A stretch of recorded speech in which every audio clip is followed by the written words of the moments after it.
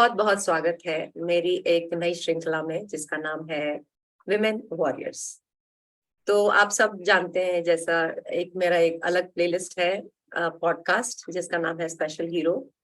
तो उसकी रिकॉर्डिंग और उसकी खोज करने में मेरे सामने कई ऐसी माताएं आई, कई ऐसी स्त्रियां आई जो शायद अपने एक स्पेशल बच्चे की माँ नहीं है, स्पेशल पेरेंट नहीं है, लेकिन उनके अंदर कुछ ऐसी विशेषताएं हैं जिनको आप इस समाज से और इस दुनिया से अगर आप उनसे ना उनके बारे में बताएं तो ही उनके साथ अन्याय होगा। आज ऐसी ही शख्सियत हमारे सामने है धर्मशिला जी। धर्मशिला जी करीब 70 वर्षीय महिला है और एक छोटे से शहर में रहती है। तो ऐसा कुछ बहुत उल्लेखनीय नहीं है। उनके 3 बच्चे हैं, उनके पति थे और ऐसा लगता है कि एक साधारण सा जीवन है। लेकिन जब आप उनके कुछ घटनाओं को जब आप जानेंगे तो आपको ये विश्वास होगा कि इंसान के अंदर, एक व्यक्ति के अंदर कितनी जबरदस्त ताकत होती है और वो कैसे निकल के आती है। और सारी की सारी ये जो स्त्रियां हैं वो सबको प्रेरणा दे सकती है। तो ऐसी ही प्रेरणा के लिए आज हमारे साथ है धर्मशिला जी। धर्मशिला जी की कहानी कुछ उनकी जुबानी, कुछ मेरे साथ। तो धर्मशिला जी, आप अपने बारे में ये बताइए कि आप अपने बारे में कैसे बताएंगे कि आप कौन हैं?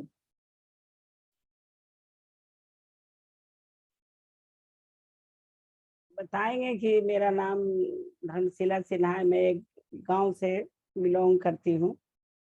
बाद में हम रांची में आए, अपने शादी हो गया तब अपने हस्बैंड के साथ रांची में आए। उनका नौकरी था, उसके बाद डेथ किए हैं। तो ये एक छोटे से गांव से एक छोटे से शहर में आई और जैसे होता है इस उम्र के सारे लोगों के साथ, स्पेशली विशेष तौर पर महिलाओं के साथ, की शादी हो गई, पति के साथ वो आई और उनके बच्चे हुए और उन बच्चों का पालन पोषण किया। लेकिन इनके अंदर जो स्पार्क था, जैसे बचपन में इन्होंने एक इनके गांव में एक महिला थी जो एक बिना मतलब के बात पर इनकी किसी सखी सहेली को कुछ उनके साथ अत्याचार कर रही थी। आमतौर पर जब कोई बड़ा किसी छोटे के साथ कुछ करता है तो भारतीय समाज में हम लोग इस चीज को भले माने या ना माने, लेकिन परंपरा यही है कि हम लोग चुपचाप खड़े होकर सब कुछ देखते हैं और कहीं उसको एक्सेप्ट भी कर लेते हैं कि ठीक है, बड़ा है, कोई कर रहा है। लेकिन धर्मशिला जी ऐसी नहीं थी और बचपन से ही उनका वो देखने में आया। उन्होंने उस महिला को बिल्कुल उसी समय रोका और अच्छी तरह से इतना शोर शराबा किया और शायद उन्होंने उसके साथ थोड़ा सा कुछ ऐसा पिटाई बर्ताव भी किया कि कुछ बताएंगी आप उसके बारे में? वो सिर्फ वो घटना बताइए कि कैसा रहा वो। को हम बहुत पिटाई किए। एक हाथ में उसका बाल पकड़े, दूसरे हाथ से चप्पल से धुन दिए। तो उस बात मतलब क्या हुई थी, उसके बारे में बात क्या हुई थी? उसके बारे में मैंने अगल बगल सब किसी को भी थोड़ा बहुत बड़ा दिखती थी उसको बोलती थी शादी नहीं हो रहा है इसका, ये ऐसे है, वो ऐसे है, बदमाश है। अब सुनते सुनते हमको नहीं रहा गया तो तो बहुत दिन से चूंकि वो आपको परेशान कर रही थी और उस हाँ, वो उसको लड़की गांव में लोग डायन डायन बोलता था। सबको वो करती थी। हम कहले आज इसको ठोकेंगे, डायन है ना तो ठोकेंगे इसको। वही मारे। उसके बाद सब जेंट्स लोग आके हाथ जोड़ने लगा कि छोड़ दो बेटा, छोड़ दो, नहीं मारो, हो गया, अब नहीं मारो। उसका साड़ी उड़ी सब खोल लिए थे। तो बचपन में वो जो स्पार्क था वो ऐसा बचपने में हुआ ऐसा लग रहा है, लेकिन ये हाँ, बचपने में किए थे। बाद में जब वयस्क हो गई और 3 बच्चों की माँ बनी तो परिस्थितियां बहुत बदल गई तब तक। जी, वो तो 20 अ, साल के अंदर में हमको 3 बच्चा हो गया। 20 साल के अंदर में, शादी बहुत छोटा में हुआ था, जी, 14-15 साल के एज में। अब 20 साल के अंदर में तीनों बच्चा था। बाप रे। और जब तीनों बच्चे जब बड़े हुए तो उनको पढ़ना ही था। इस बीच में इनके पति ने इनका पूरा सहयोग किया और टीचर बनने के लिए, एक शिक्षक बनने के लिए। ट्रेनिंग किए, रातू जी। में टीचर्स ट्रेनिंग का मैंने अथी किया। नौकरी भी लग गया लेकिन छोड़ दिए थे। क्यों छोड़ दिया आपने? पता नहीं, हमको बिहार में मन नहीं लगता था उस समय। बिहार से रांची से जाने का मन नहीं करता था, इसी बीच छोड़ दिए। और छोड़ करके हाँ, तो बिहार में आपका मन नहीं लगता था या फिर कुछ और बात थी? नहीं, बच्चों के बिना नहीं मन लगता था। छोटा छोटा बच्चा था, अच्छा, तो इसीलिए छोड़ के नहीं रहना अच्छा लगता था। सही बात है। तो बच्चों के बिना तो किसी माँ का मन लग ही नहीं सकता है। छोड़ दिए नौकरी, उसके बाद पछताए तो पछताने से कुछ नहीं होता है। लेकिन उसके बाद जो जब एक ऐसा टाइम आया जिस समय इनके पति काम की वजह से, अपनी नौकरी की वजह से एक अलग शहर में रहने लगे और अकेले थे बिल्कुल, क्योंकि इनके सारे बच्चे उस समय, बहुत ही इनका कठिन समय रहा, क्योंकि ये अपनी एक बेटी के साथ, इनकी एक बेटी का विवाह हो चुका था, है ना, आपकी एक जी बड़ी बेटी का विवाह हो चुका था और इनका हाँ बेटा भी किसी एक खास ट्रेनिंग के लिए एक बिल्कुल बहुत दूर शहर में रहता था। हाँ, तब एनडीए वाला ट्रेनिंग कर रहा था। तब एक बहुत बड़ी घटना हुई। अब आप उसके बारे में बताइए कि वो घटना कैसी थी। जी, बताइए। बेटा के बारे में ना, जी, बताइए। एक दिन ऐसा हुआ कि मैंने हम लोग सोच भी नहीं सकते थे कि ऐसा उनके साथ होगा। अच्छा। और खबर आया कि बहुत जोड़ बीमार हैं, सीरियस हैं। आपके पति?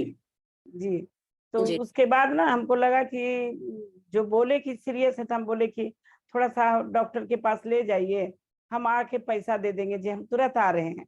रात भर का सफर है रांची में। हम लोग गए, माँ बेटी, तब तक तो मैंने खत्म हो चुके थे। गए तब देखे पूरा चारों तरफ छत पर लोग खड़े हैं आपस में। हम्म। और मेरे डॉक्टर जो भैया थे, जी। वो आए लेने के लिए हमको, तो हम सोचे ना कि मैंने इनसे कुछ लड़ाई हुआ है, आंख लाल लाल था तो लड़ाई हुआ है। तो हम सोचे लड़ाई करके शायद मारा पीटी कर लिए हैं कि क्या किए हैं। ऐसा नहीं कर सकते थे, लेकिन हमको लग रहा था। उसके बाद वो रोने लगे पकड़ के। जी जी आंटी। लेकिन इस इतने तकलीफ के बावजूद, इनके यहाँ ये बता दें कि इनके पति एक्चुअली नहीं रहे। उनको बहुत बड़ा दिल का दौरा पड़ा और उस दिल के दौरे की वजह से उनका निधन हो गया। और तब उनका अपना परिवार, उनकी पत्नी या उनके बच्चे, उनमें से कोई वहां नहीं था।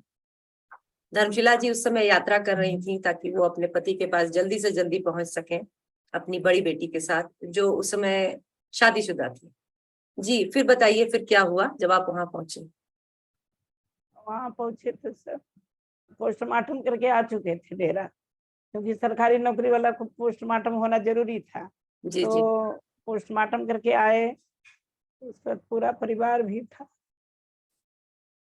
सबको आग देने के लिए बोल रहा था कि गोतनी का लड़का था कि उसे आग दिला। हम वो बोले कि नहीं, जब देगा तो मेरा ही अपना बच्चा देगा। तो ये एक बहुत बड़ा निर्णय। ये भारतीय समाज में ये परंपरा है कि पुत्र ही देता है, करता है अग्नि संस्कार। नहीं, बड़ी वाली लड़की से दिलवाए, वो नहीं था। लेकिन हाँ, लेकिन चूंकि वो उनका। ट्रेनिंग में था, जी। पंजिम में ट्रेनिंग ले रहा था। हम्म। और वही बड़ी वाली लड़की गई, ये रोती चिल्लाती। तो फिर उनकी शादीशुदा जो पहली पुत्री थी, इस कठिन, आप सब लोगों को यहाँ पर ना थोड़ा आपको इमेजिन करना पड़ेगा, ये सिचुएशन, ये परिस्थिति कितनी दुखप्रद रही होगी। जो पति जो हमेशा इनके साथ थे, काम की वजह से, नौकरी की वजह से उनको दूसरे शहर में रहना पड़ा, और ऑफ कोर्स परिवार से अलग रहने पर उनकी तबीयत खराब हो गई। और अचानक से इनके पास फोन आया कि तबीयत बहुत ज्यादा खराब। अपनी बड़ी बेटी के साथ जब वहां वो पहुंची, तो तब तक वो नहीं रहे। अब जो दुख था वो तो बहुत ही बड़ा था, दुख का पहाड़ ही टूट गया था डेफिनेटली। लेकिन इसके बाद भी एक बहुत बड़े निर्णय का समय था। निर्णय ये करना था कि इनका बेटा उस समय आ नहीं सकता था। सही बात है ना धर्मशिला जी?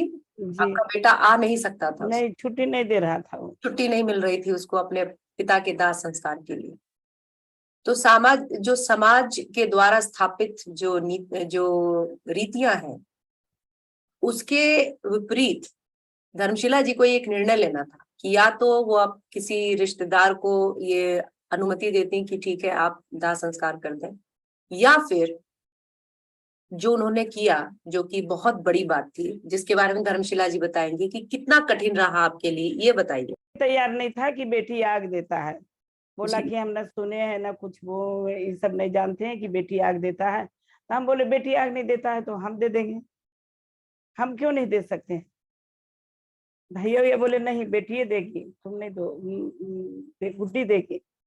गुड्डी को लेते गए, बाढ़ एक जगह है, गंगा जी है वहाँ, गुड्डी को लेते गए वहाँ, गुड्डी दी आग। उस समय कार्तिक पूर्णिमा था, बहुत भीड़ था, जहाँ जल रहे थे तो कि लड़की आग दे रही है, लड़की आग दे रही है। कम से कम था, बोले कि लोग कि 500 आदमी से कम नहीं था भीड़, जहाँ जल रहे थे कि लड़की आग दे रही है।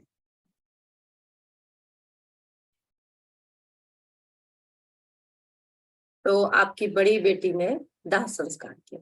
जी ये निर्णय कितना कठिन रहा आपके लिए? बहुत ज्यादा कठिन था, कोई नहीं तैयार, कोई नहीं देने दे रहा था कि नहीं देने देंगे, नहीं देने देंगे। तो हम जबरदस्ती खड़ा हो गए उस समय कि नहीं देगी तो यही देगी, नहीं देगी तो हम देंगे।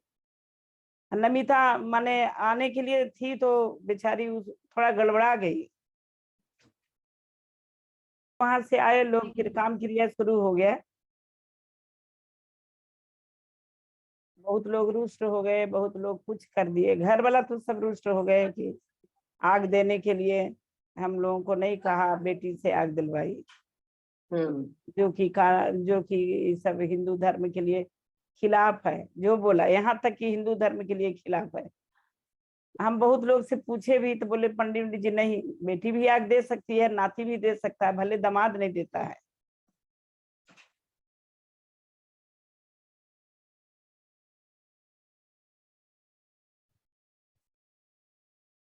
लेकिन दे ये चाहे आपने दे या नहीं दे, हम तो जो हम सोच लेते हैं वही करते हैं। जी,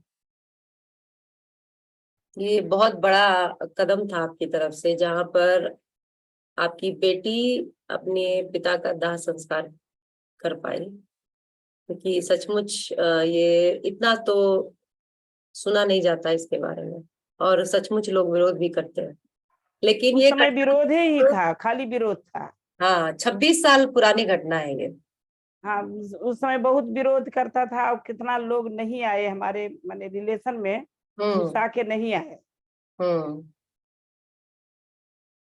ये 26 साल पुरानी घटना, यहाँ यहाँ बात ये बहुत जरूरी हो जाती है, ये समझे हम लोग कि ये 26 साल पुरानी घटना, और लड़की एक बिल्कुल साधारण सी समझे जाने वाली एक महिला ने ये इतना बड़ा कदम उठाया। ये बहुत बड़ी बात है। इसके लिए जो अंदर में जो हिम्मत चाहिए वो शायद सबके अंदर नहीं होगा। ऐसे हम बचपन से ही बोल रहे थे, विद्यार्थी परिषद में भी काम किए हुए थे पटना में। सब विद्यार्थी लोग, बहुत लोग हमको इज्जत करता था, कि बेधड़क किसी अफसर के हम चैम्बर में घुस जाते थे कोई काम कराने के लिए। वही छोटी वाली लड़की भी वैसा ही करती है। धर्मशिला जी के 3 बच्चे हैं, जिसमें से दो दो का विवाह जो है उतना जो सामाजिक परंपरा के अनुसार और वैसा नहीं चला जो एक्सपेक्टेड होता है, जिसकी उम्मीद होती है कि ऐसा एक परिवार होगा, फिर वहां बच्चे होंगे, फिर ये शादी तो हुई, लेकिन उस शादी को बड़ी परेशानियों का सामना करना पड़ा, और उसका परिणाम ये हुआ कि 2 बच्चे इनके अलग हैं अब अपने स्पाउस के से।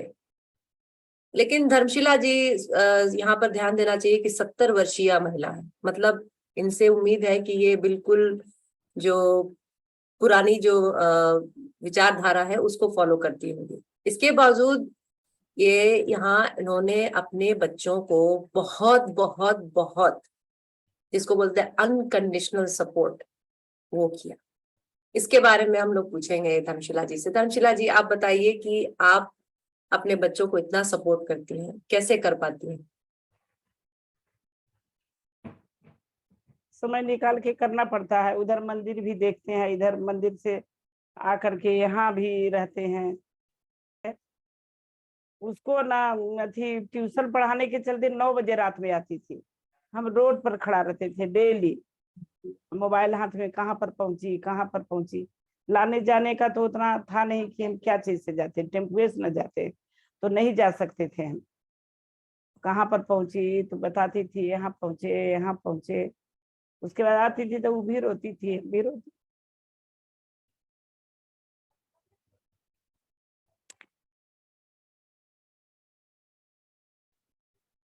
और छोटी वाली को भी आपने पूरा सपोर्ट किया हाँ उसके उन उसको, बच्चों के पालन पोषण में? हाँ उसका बच्चा को हम ही देख रहे हैं, अभी तक तो दाई नहीं है तो हम ही देख रहे हैं। तो इसके लिए आपको हिम्मत चाहिए या प्यार चाहिए या दोनों चाहिए? हमको न किसी से प्यार भी नहीं चाहिए, हिम्मत तो हमको है, ये है, हमको जरूरत नहीं है प्यार।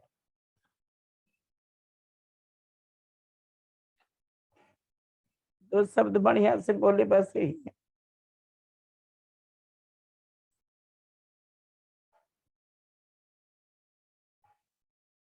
तो इसके अलावा इतने कठिन जीवन के बाद जहां पर इनको एक रोजगार का मौका था जिसको उन्होंने छोड़ दिया बच्चों के मोह और प्रेम में, फिर उसके बाद इतनी कठिन परिस्थिति जहां इनके पति नहीं रहे, उस समय एक सामाजिक दबाव में ये टूटी नहीं और अपने बच्चों के लिए हमेशा खड़ी रहती है। इसके अलावा धार्मिक रूप से भी धर्मशिला जी बहुत ज्यादा सक्रिय है। धर्मशिला जी बताइए कि आप कैसे आप अपने जो मंदिर वगैरह का जो आप काम करते हैं वो उसमें आपकी क्या भूमिका है और उसमें कितना आपको आनंद मिलता है? मंदिर में हमको बहुत आराम मिलता है, वहीं से हमको शांति मिलता है, कहीं नहीं। जी। मंदिर चंदा लेके बनवाए हैं, सब चीज का मंदिर है, ऐसा मंदिर तो कभी कहीं मिलेगा नहीं कि सब तरह का भगवान है वो, एकदम साफ सुथरा। और जितना बन सकता है उतना फंक्शन प्रोग्राम करवाते हैं। कोई देता है चंदा, कोई नहीं भी देता है, उससे कोई फर्क नहीं पड़ता है।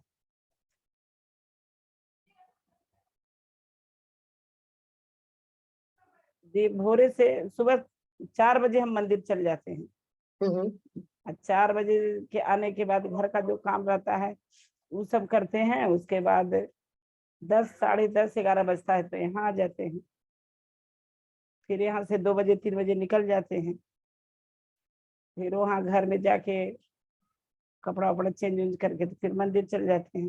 यही मेरा दिनचर्या है। अब कुछ है, नारी शक्ति केंद्र में भी हम हैं, उसमें सचिव हम हैं।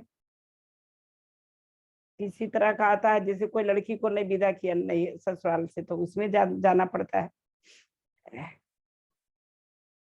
RSS में भी वीरांगना जो नहीं रहता है, सिंह वाहिनी वीरांगना, उसमें भी हम हैं।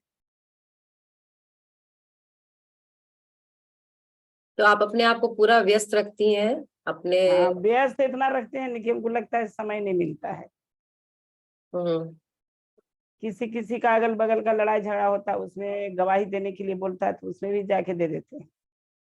अभी कुछ दिन पहले वो गवाही दी, अनाप शनाप वकील पूछ रहा था उसको, बोला कि जोर जोर से बोलिए था। हम बोले कि जोर से बोलेंगे माइक फेल कर जाएगा, हम जोर से बोलने लगेंगे तब। पार्षद में भी खड़े हुए थे हम। हम्म। हालांकि नहीं जीते लेकिन मेरा बहुत अच्छा था सब चीज, ये नहीं जीते।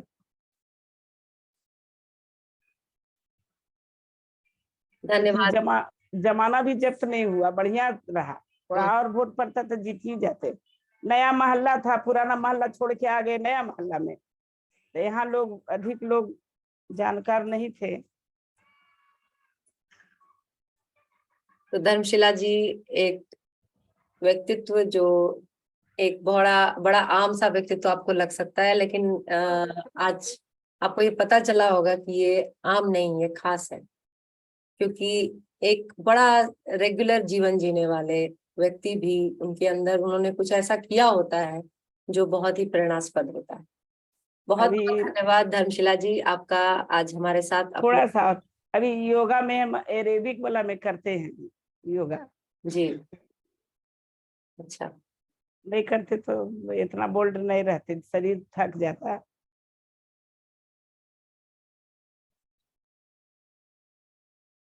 धन्यवाद धर्मशिला जी, आपके समय के लिए।